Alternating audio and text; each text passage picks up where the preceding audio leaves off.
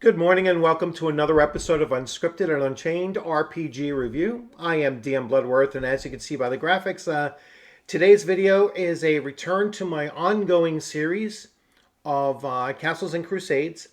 And once again, we're returning to the Castle Keeper's Guide, and we're going to take a look at Chapter 2, which is the magic system. So before I go ahead and start doing that, I just wanted to point out that the Castle Keeper's Guide isn't like the DMG of Advanced Dungeons and Dragons, in that the Castle Keeper's Guide uh, introduces expansion of rules and optional rules.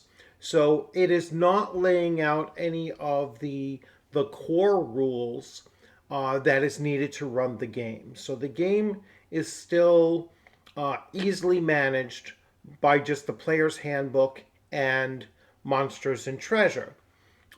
This, however, gives you so much depth and so many interesting ideas and ways to implement, like tips and ways to implement the various rules that are in the player's handbook that I seriously would consider that this is a core book as well. So if you really wanted to run Castles and Crusades well, the Castle Keeper's Guide is really indispensable. So anyway, let me move forward.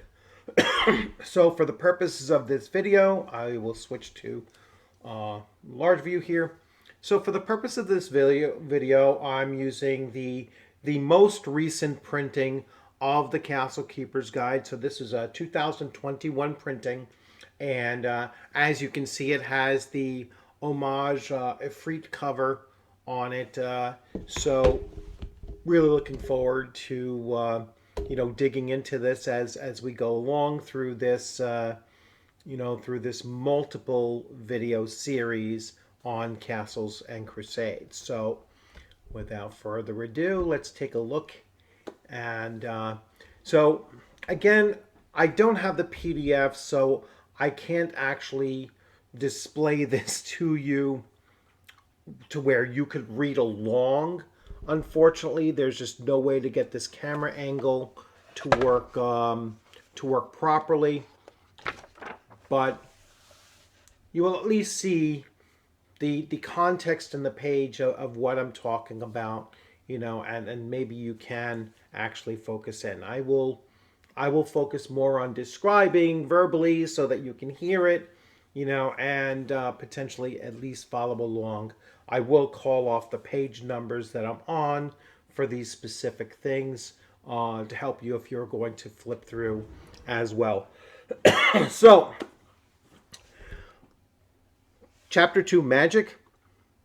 So magic is one of the pillars of Castles and Crusades. From spells to items to magical creatures, magic governs the fantasy milieu. Its relative impact, how common it is, lies at the discretion of the castle keeper and the game's players. The player's handbook clearly outlines the rules governing the use of magic in C&C, from spellcasting to magic item creation. But the player's handbook leaves many of the details up to the castle keeper. The cost of spell construction, the cost of purchasing spells, the spellcaster's actual starting spells, and the cost of components are a few of the details left up to the castle keeper or player. The following provides several solid guidelines for pricing, spell construction, and the use of magic in Castles and Crusades. This chapter also presents several alternative approaches to magic in Castles and Crusades. These approaches to spellcasting involve more rules mechanics and, at times, more role-playing. Though far more complicated and time-consuming, they are worth a try for those who desire to break the mold of normal play. All right, so as stated again, this is just expanding or providing optional rules to what is in the player's handbook. In some cases, it's going to make it more complex, and they acknowledge that. Uh, but they're also explaining that they think that the cost of that complexity, that added complexity, is going to enhance both the gameplay and, more importantly, in my mind, the role playing. So they go into spell books, and I'm not going to go into heavy detail with the spell books here, but there are some factors here. So when a spell book must make a save, the castle keeper must note the origin and power of the spell book. So if someone's trying to damage a spell book, all right, then the spell book actually gets a save. And based on the type of spell book, it will have an enhancement or a bonus to its saving throw. That's the first time I've ever seen anything like this. So once again, really innovative ideas coming out of OSR games, and this being, one such type of a game. So the type of spell book. So Prestidigator's spell books get a +3. Authorist spellbook gets a +4. A Tomaturge, I can't say half these words, +5. A Magician's, that's easy, +6. A Magus gets a +7. A Warlock gets a +8. A Grammarian gets a +9. A High Mage gets a +10. A Wizard gets a +10. And an Archmage not applicable. All right. A book crafted by an Archmage cannot be damaged by anything short of an ancient worm's breath weapon. So it's based on the spell or the level of the magic user.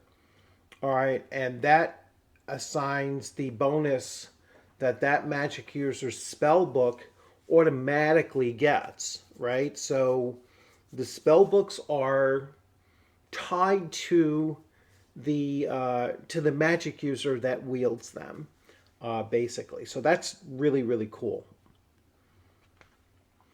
They go into further detail with writing spell books and casting from spell books, and I've already spoken about that during the player's handbook review. So here are a couple tables that I find are very useful. And you can have the player roll this so that they can't complain too much, but if you have a first level magic user, they're going to roll on these two tables here. And this will set up their spell book. So it'll give them an initial 6 spells. So they have their 0 level wizard. They'll roll, let's say they roll a 4. They will have light, magic hand, and mending. Let's say they roll a 3 on their first level spells. They will have floating disc, jump, and feather fall. So those would be the 6 spells that they have in their initial spell book. Now, of course, if they're higher level, not higher level, like high intelligence, or the castle keeper says, well, this is your base, and then you get to choose 1 0 level and one first level spell additional to add to that, then they can. In many cases, I think virtually in almost all cases, magic users are always going to have read magic as a default spell in their magic or their spell book. Components. And they go through the various components and everything. We're very, very familiar, I think, with spell components for magic users, but oftentimes we don't go into that much detail with the spell components or even the holy symbol of clerics. And this system here certainly does go into that. So we go into the divine divine focus components, and the major one of that obviously is the holy symbol. So here we have the results of, well, what if you lose your holy symbol? All right, and again, that's not something that that I've at least experienced in Advanced Dungeons and Dragons. There's real discussion about, well, what occurs if you lose your holy symbol? Well, there's a period of penance. All right, if it's kind of a low fault, then you lose the ability to cast first level spells for 30 days. You could lose again, the level of low. You could lose the spell casting ability of second level spells for 30 days. All of these here are the consequences of it. So let's talk and go into a little bit more detail. Characters should be encouraged to choose a penance on their own, one that adheres to the game's ongoing themes, and one does not distract from the adventure or become too dogmatic with any religious interpretation of spellcasting events on or the like. A good castle keeper works with the characters to make the loss of the item a compelling moment in the adventure. The higher the caster's level, the more rigorous the required penance. Okay? So, and then they go into this. So this is based on, I would say low fault and low level of the character. The higher the level of the character, then the more the penance must be.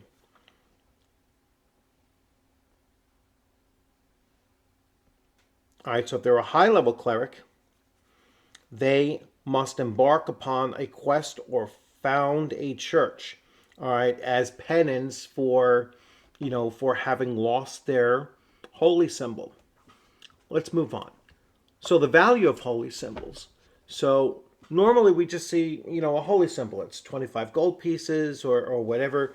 Doesn't get into the various different cost values or GP values of them. So you could have clay, wood with silver inlay, wood with gold inlay, wood with gemstones, stone with gemstones, and so on. Bone, silver, ivory, jade, gold, platinum, and even mithril. All right, so a wide variety of different materials used in making the holy symbol. And then we go here where we have a list of components, and this is what I'm talking about. So Animate Dead is a clerical spell.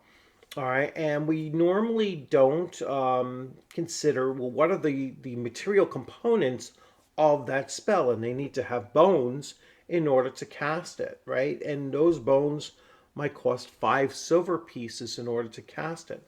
So if you are going to go the route of dealing with spell components, and the authors here, they talk about, how in many cases people just choose not to, DMs or castle keepers just choose not to get into that nitty gritty of keeping track of spell components and such.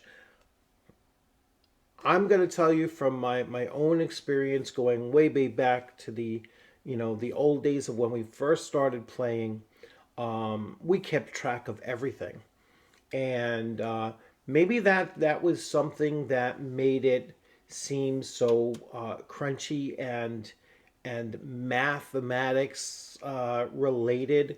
We kept track of how many sling stones you have, how many torches did you carry, how many iron spikes did you have, what spell components are you actually carrying, and how much of them are you using up during the course of the adventure. And everything was the economics of running an adventure, and very, very hyper focused on keeping track of those things. And I know a lot of people probably like, you know what, I really don't want to get bogged down in that kind of minutia. However,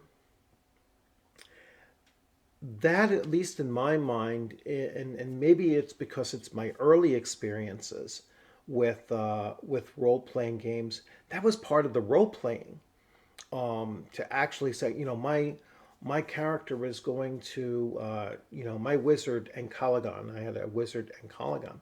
He is going to take out his small patch of fur and his his glass his glass rod. All right, so preparing to cast a lightning bolt. And once it's expended, I mean, if he doesn't have any others there, then he'd have to get those components in order to, be able to cast that lightning bolt again. Now, how does this become a role playing thing? Well, he was very focused and very he would get nervous or even agitated if his components were starting to run down, and he used to speak up and say, well, we have to get to the apothecary or someplace in order to replace some of my things. Otherwise, I'm going to be useless to you because I don't have these spell components. Or if they were, when we were adventuring around, you know, my DM would say, "Hey, you see over there, um, some a beehive, and you might need beeswax for a spell component or whatever." And it's like, "Hey, you know what? Let's hold off on that. Let me go gather this, and then I'll be right back with you." And it just becomes something that magic users or spellcasters, I should say, in general, um, will start to become aware of. They'll start looking around for various things. In my own AD&D group, you know, uh, one of my players will frequently, anytime I kill something or whatever, he's looking teeth or its eye or whatever, because it may turn out to be a spell component that someone would be willing to purchase from them. So uh, getting into the nitty gritty of certain things like this uh, does have a payoff in role playing. So they go through almost virtually every spell that has a material component is listed here. So that's very useful, I think. There's the base value of components. So you have various items here like eyes, hair, scales, skin, and blood. And so they have, there's also uh, nails and claws, horns, feathers, ears, and teeth and fangs. And so you have base values of various things, so that if you do have someone that's like a kind of like a collector of these things, when anytime you kill something out there, then the castle keeper here can start assigning some base values on some of those components.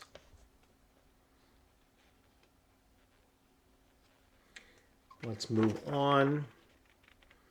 They go into a section on wands and such, probably recharge costs and that type of thing. I'm not going to jump really deep into that. Purchasing spells. So how much does it cost to buy spells? There's a system of trading spells. Um, Among wizards and illusionists, trading spells is more common practice than selling them. Characters entering town in the hopes of gaining new spells must first find someone or some instruction likely to have the desired spells. Local wizards, apothecaries, guilds, and other similar organizations might have spellcasters willing to trade with characters. Trading spells requires some great deal of NPC interaction. The town must be large enough or possess reason enough to attract high-level wizards or illusionists. The availability of wizard in any given settlement is entirely up to the CK's discretion. One factor contributing to the wizard's availability will be how commonplace wizards are in the Castle Keepers campaign setting. All right, so you could basically roll to determine whether or not there is a whether or not there is someone of the appropriate level needed in order to find somebody that can either train you in new spells or be willing to trade for new spells.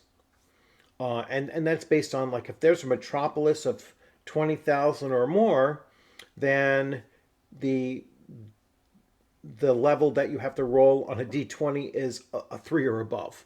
All right, so you're going to find somebody that, in most cases, you're going to find somebody that's able to train you or trade you with spell or such.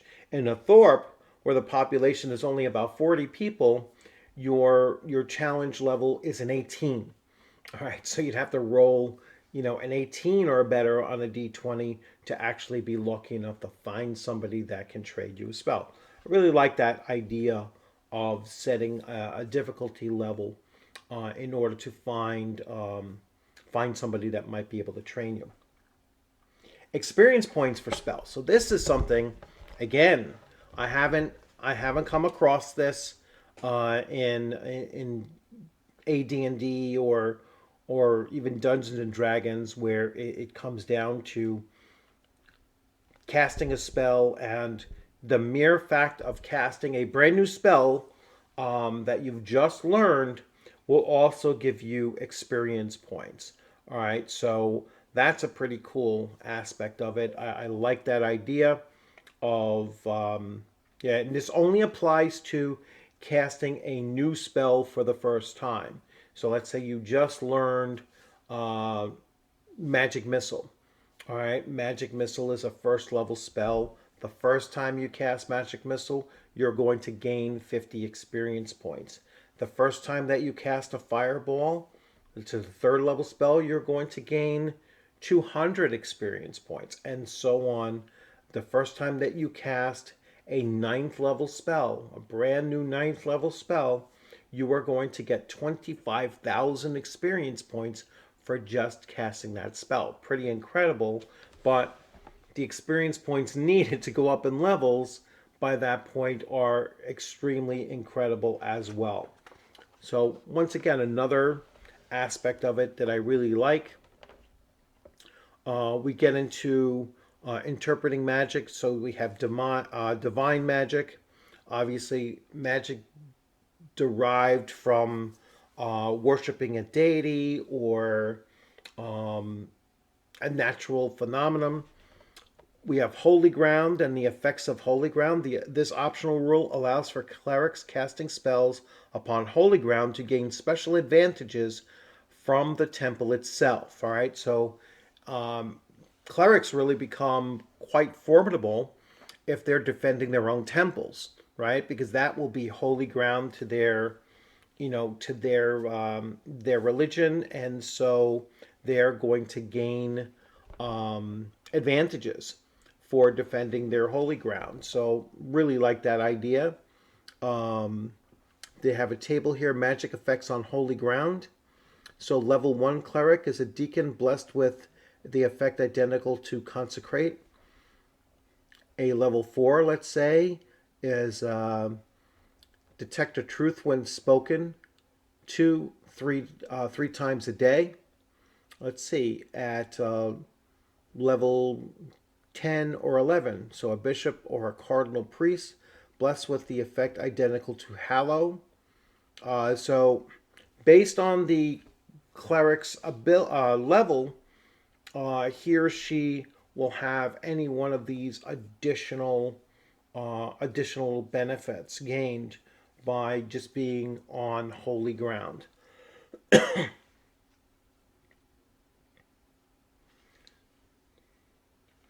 We go into clerics as medics.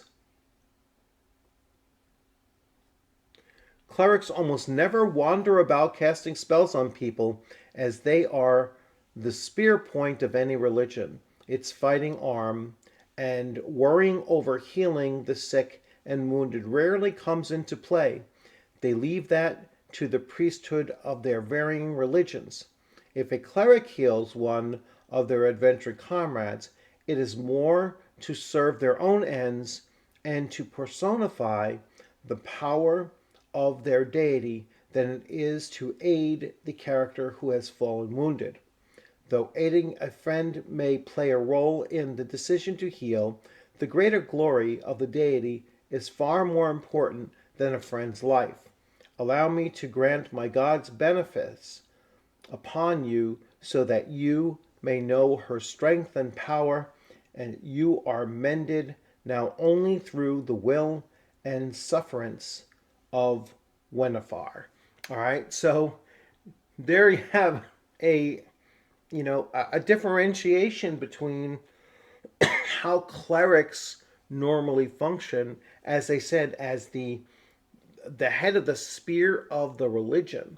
Clerics are portrayed here as combatants, as holy warriors, and they're more concerned with presenting the will of their deity, upon the world than they are running around being, the combat medic. Really interesting way of looking at it. And they said, that wandering healer kind of thing, you're going to see that tied more towards settlements or, town cities and such, rather than an adventurer. All right. An adventurer has a totally different focus, and purpose based on that. So really like that concept of it. So illusionists, and one of the most unique things about illusionists in Castles and Crusades is that illusionists actually get the ability to heal. They have spells that can heal, and that's because they're not actually physically healing the character. The character just has the mental illusion that they've been healed, and so their body heals. It's kind of a really interesting, bend in, in what their beliefs are based on the illusion that they're actually, their body is actually responding and healing itself based on that illusion. So really, really cool and different way of thinking about it. They go into detail here on page 36. Illusionist healing has taken the whole unique approach to illusionary magic in making the illusion real. This is neither because of the weakness of the target nor the inability to discern the real from the unreal. It rests in the power of the illusionist. All right, so that's how they kind of explain it. And the healing power of the illusionist to bring greater continuity to the table and to be better express the illusionist's power as a manipulator of time and space in regard to their ability to heal. It may simply make more sense to have their ability to heal, the illusionist to make an attribute check to succeed at casting any curing spells. When the illusionist attempts to heal, the recipient, either unconscious or conscious, receives the magic only if the illusionist successfully makes their attribute check. In this case, the CL equals the level of the target. All right, so that's the challenge level. Use this roll to place in place of the target making the check against the illusion. This approach expresses the nature of the class better than when the target makes a save. All right, so it's harder for an illusionist to convince a more experienced character that their illusion is real. All right, and so it's not a saving throw, it's a difficulty that's placed on the illusionist's ability to actually use that illusion to heal someone. You're trying to convince them that through the power of your illusion that they've actually been healed. It's an interesting, concept of, trying to rationalize it. I think and think too much about it makes it harder to quite understand. But anyway, really unique idea. Here we have summoning of animals, and you do a dice roll. So if they're summoning, one hit die monsters, two hit die monsters, or three hit die monsters, and then 4, 5, and 6, you just roll a d8, and it'll tell you what comes up, or a d6 or a d4. And then down here, just a 1 to 6, a 1 to 4, and a 1 to 4. And it's just a table that shows you what you've actually summoned when you do so. Fairly standard. We go further on into much higher level creatures. So, channeling mana. So here's an alternate to the Vancian. You have certain spell slots. Here, you actually have a mana pool, and you can cast up to your mana pool, and then however you want to spend those. I mean, you still have your known spells, or you still have access to the same level of spells that you normally would, but instead of you can cast 3 first level spells, 2 second level spells, and 1 third level spell.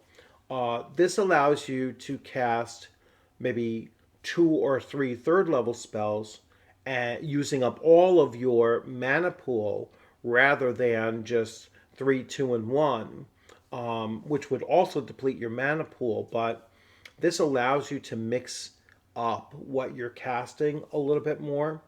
You can also cast beyond your mana pool by sacrificing the double amount of your constitution. So they actually give a scenario here where if you wanted to cast a 9th level spell, that 9th level spell might cost you 20 constitution points in order to cast it. So anytime that you cast a spell that's going to reduce your constitution, and if you reduce your constitution to 0, your character dies, no saving throw. So this could be like the last gasp of a magic user who has already expended his or her mana pool, know that they're about to die, and they decide, you know what, I'm going to take everybody out with me, and I'm going to cast another really powerful, high level spell as my last ditch effort to at least be successful as a party, even though it's going to cost me my life. So really like that. That's cool in my mind how that kind of ability to go beyond what your normal spell mana pool would allow, but with a sacrifice. I've seen it in other systems where you expend hit points to cast blood magic, which is why you basically called blood magic. So really cool. All of these things, again, expansions or alternate spells. So they talk about counter spells in here as well. Quick charges for magic items, recharging, spell slots, non-caster scroll use. and so on. I mean, just so much information. Like for me to really dig into this and to cover every single aspect of it in great detail, I we'd be here for 3 hours. But so all of this here in the Castle Keeper's Guide is running from pages 23 to 44. So basically, they cover everything, or 43. They cover everything that you need to know about looking at the details, expanding, or or giving I'll switch views, or giving alternative to the base rules that are in the player's handbook. So once again, it's a real gem. There's so many great ideas in this, so many little tips and helpful charts and graphs that you can use, and just like I said, to me, this is a core book. Um, can you run Castles and Crusades with just the player's handbook and the monsters and treasure? Yes, you can, but I don't see why you would want to, considering how much the Castle Keeper's Guide gives you. So that's pretty much it for chapter 2. The next chapter I will jump into might be either expanding equipment. I'll double check and see. Non-player characters is coming up, and world building and the city. I really want to focus on the city, so I might just briefly. I might combine up chapters 5 and 6 and kind of talk about world building, but really focus on creating a city, because some of the stuff in there is really phenomenal.